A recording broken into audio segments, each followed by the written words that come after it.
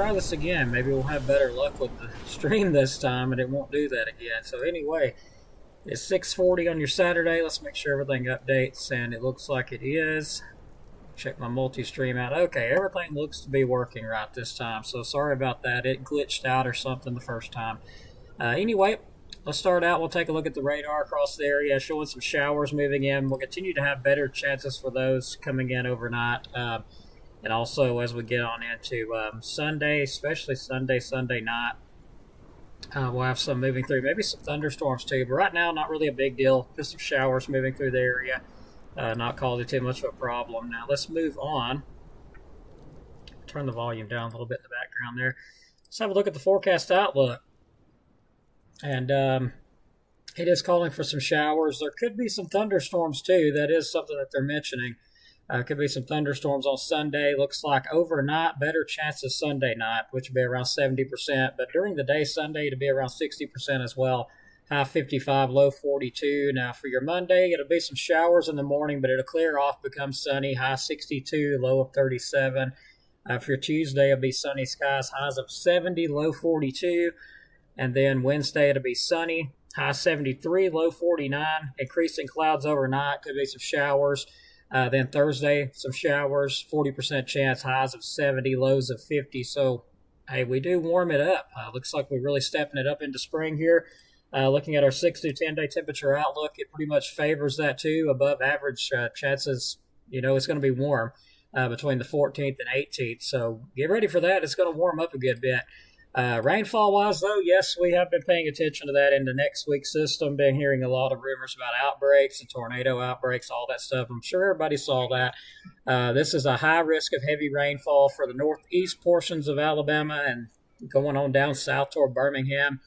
There could be some very heavy rain. All the models have not come into agreement yet with how much we're going to get, and I'll show you what I mean by that here in a moment. But we do have a high risk of some flash flooding and excessive rainfall, so that's something we need to watch. The forecast will most definitely change as we get on into the next few days. So let's talk about the Storm Prediction Center outlook for tomorrow. Was mentioning that they was talking about some thunderstorms. So here's the outlook. Sunday, March the 9th, there is a risk for thunderstorms for all of Alabama with a marginal threat level 1 for the Dothan, Alabama area, far southeast.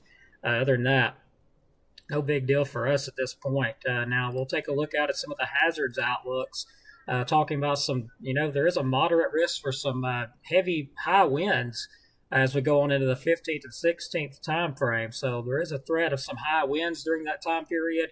And let's look at the high-resolution models. Of course, I think I was supposed to put this one ahead of that one, and I was, but let's back it up a little bit here. This is going to be the high-resolution model showing the showers, maybe some thunderstorms moving through on Sunday. Let's reroute that back, watch it over again. So it looks like we get some of the heavier stuff in here, playing it back forward. Looks like that heavier stuff gets in here around 10 p.m.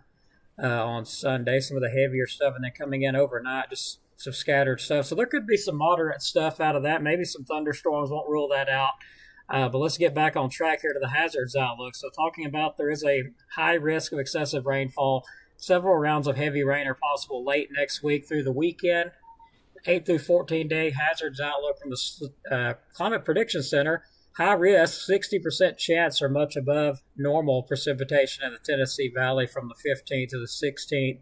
So what is much above normal precipitation? Well, this means precipitation has a good chance to exceed 1.1 to 1.3 inches of rainfall. So, of course, there could be some flash flooding. That's pretty much what it means. We could have some flash flooding.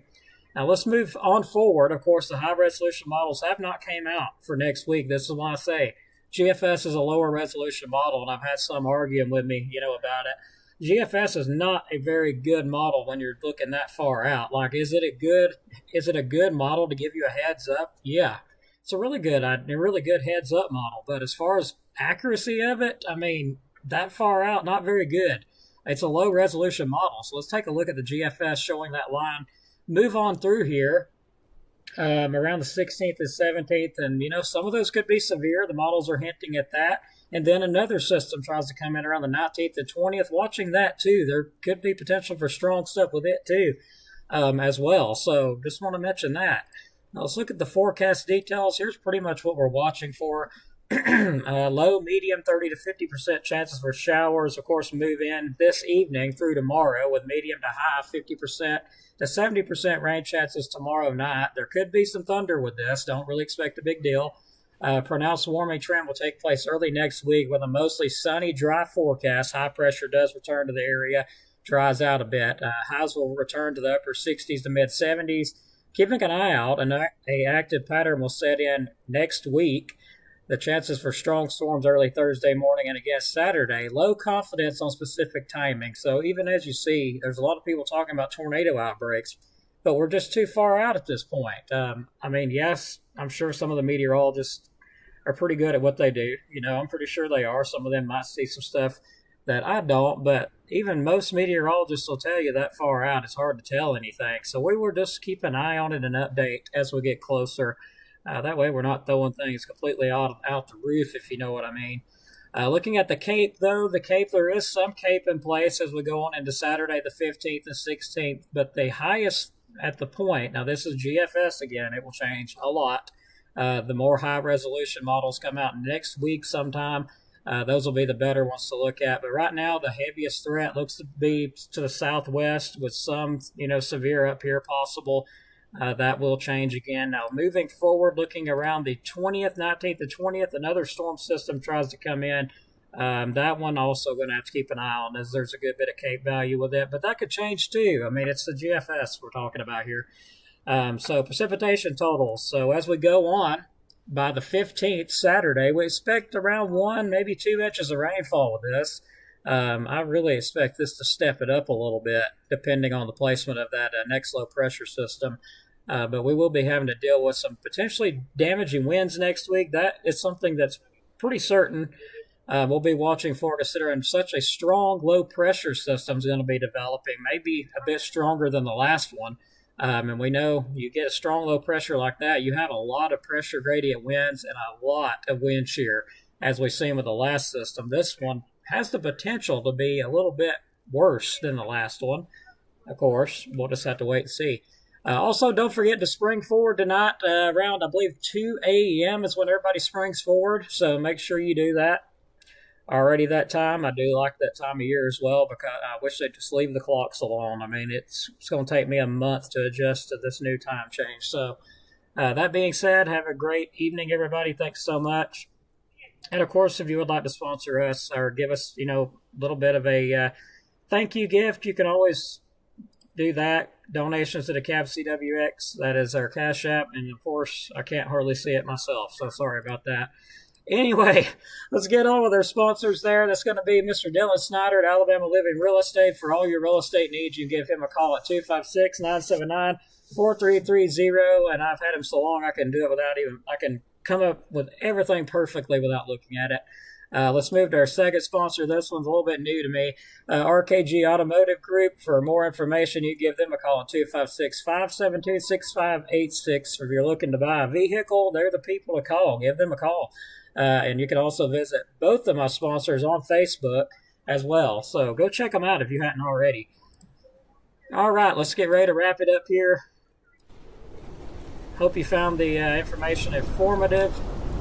And we do appreciate you watching. Let's take a look at the comments before we get out of here.